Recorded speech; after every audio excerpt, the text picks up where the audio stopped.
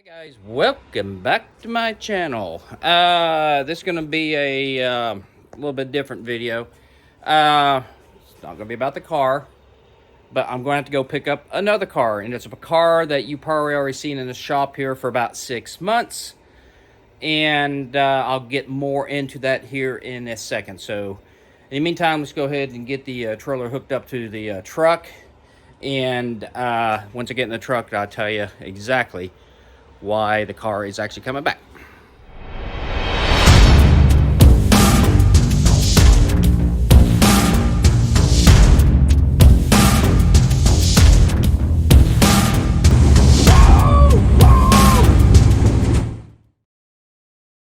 This is not how you want to start off the day. Oh my gosh. Flat. Lease. I have 2 spares. I'm going to use one of them. It might just have a nail in it, but I need to go ahead and get that tire off and get that replaced because I'm supposed to be there a little after 9 or get close to 9. Well, it's quarter till, so yeah. Screw right there. Okay. Got the spare on. And I did put the tire pressure sensor on it because I'm not going to drive down the road with my tire pressure monitor not on that tire. Okay, back to the reason why I'm going to pick up a Project Smurf. As you know, if you haven't seen the last video, I turned it over to him. Everything's running good. I test drove it, it was running good. He drove it a lot. Not too sure how many miles poured on it, but he did drive it quite a bit. Then here over the past week or so, a couple weeks ago, because we just got through July 4th, he said, hey, it's low on transmission fluid or something like that. And I don't think that thing was leaking. So, and I don't think it was low in transmission fluid, but regardless, he added some transmission fluid, but he said it only goes in reverse, but it won't go in first. It's kind of spins there. So the clutches are slipping on it pretty badly. So, did it surprise me? Not really. I was hoping it would last a lot longer, but that little 350 you had in there probably didn't have that much horsepower to begin with. Then you throw another couple hundred at it. If that transmission had any issues when you had the 350 in it, it probably didn't really matter that much, per se. I'm just guessing on this. But adding that much more horsepower to it, it probably just went through those clutches pretty quick. So anyway, the plans. We are going to pull that transmission out.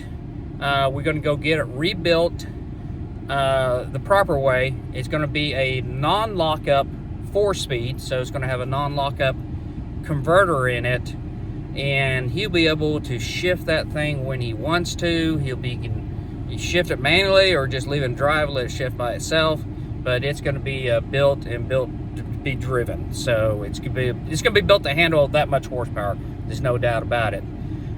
So we're going to go ahead and go pick that thing up real quick, pull the transmission out. Hopefully it only takes 1 day. It should. It's not that difficult of a job to do. Then I'm going to get it turned over to a good friend of mine. He's going to get it rebuilt, and hopefully he can turn that thing fairly quick. Then once we get it back, we'll put it back in. Okay, made it back to the shop. That was interesting. I forgot to put that pin in going down the road. Got a new one now.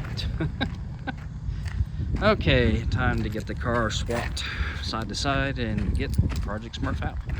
Project Smurf, you're back. Yeah. Transmission, like I said, its transmission is slipping. I talked to the owner. He said it's good in first gear. Second gear is non-existent. It does back up and go forward in first and reverse. So that's why we're going to go ahead and pull it, get that thing taken care of. And here's mine, good and dusty from the wind from the previous weekend up in Mocan in Super Pro. There's a 2-day race weekend. If you haven't watched that video, click up the link there. So anyway, Project Smurf, we're going to get this transmission pulled today and get this thing back in the trailer so I can get back over to the owner. So I just don't have enough space to keep it here for the next few weeks while I have the transmission getting worked on. I contemplate putting my race car over in my garage, keep this here, but I got work to do on this guy. That's why this car cannot stay here. Plus, I have work to do inside the trailer as well. So I can't have a car inside the trailer, and I can't keep this car here because obviously it's taking up space. So anyway, but I did tell him I will bring it home or back to his house here either today or tomorrow. Should take about an hour or two to pull this transmission. It's fairly straightforward, easy to do. I'm banking a couple hours. I did get the air conditioner running there, so it's running. Gonna get it cool. I'm gonna go back down the house while it cools up here just a little bit. Then I'll get the thing started because the transmission is somewhat warm. I'll probably get it up in the air anyway to get some temperature out of it and open the hood. So anyway, more to come. Okay, first look of everything. Everything looks fairly dry except back here on that stupid pan on the transmission. It's just leaking, but it, oh my gosh, just is what it is. Not from the dipstick to there. That's pretty dry. It's just that pan gasket's leaking. So hopefully when we get the converter out, that will get a lot better. Or I mean, get the transmission out, that will be a lot better. We'll get a good quality pan gasket on. These rubber ones are junk. So anyway, but overall, it looks really good and clean. But like I said, the only leak I had is just this. There's a small little mark there on the floor. Anyway, just from the transmission pan. Ooh. He did bottom out right there. You can tell right there on the header. Yeah, he scraped something. Car sits pretty low. So, no biggie. Didn't hit that side, only hit that side there. So, anyway, let's go ahead and get it taken care of. Okay, we've been at this just a tad over an hour. Pretty much got everything disconnected. Get ready to drain the transmission fluid. Once I get the transmission fluid out, I think I got the cooler lines have to get disconnected. And these are going to be a fun one because these are A&N fittings all the way up to here.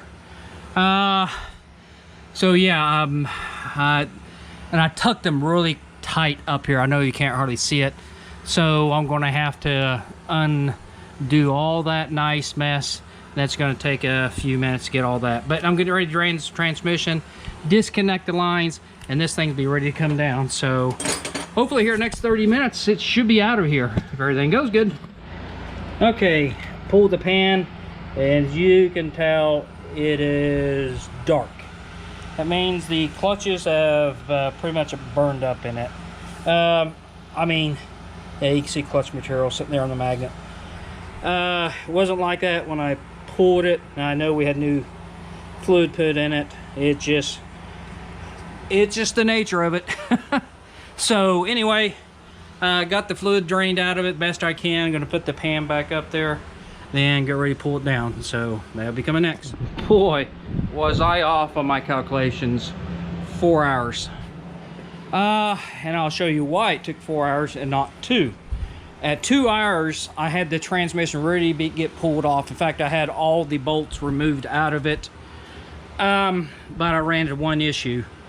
The issue is, when I put this transmission in, I put it as a whole unit. So the transmission is already tied to the motor, and it fit between the headers, no problem, because it was already in there, right? So when you lower the transmission by itself, it has to fit between these guys so you can lower it down, right? There's not enough space between here and there for that transmission to fit. So I have a picture of it, and I'll post it in this video here. As you can see, the transmission was kind of cocked at an angle. That's how I had to pull it. And that's not counting, I had to start cutting on the transmission over here and over here so it can actually slide on down totally.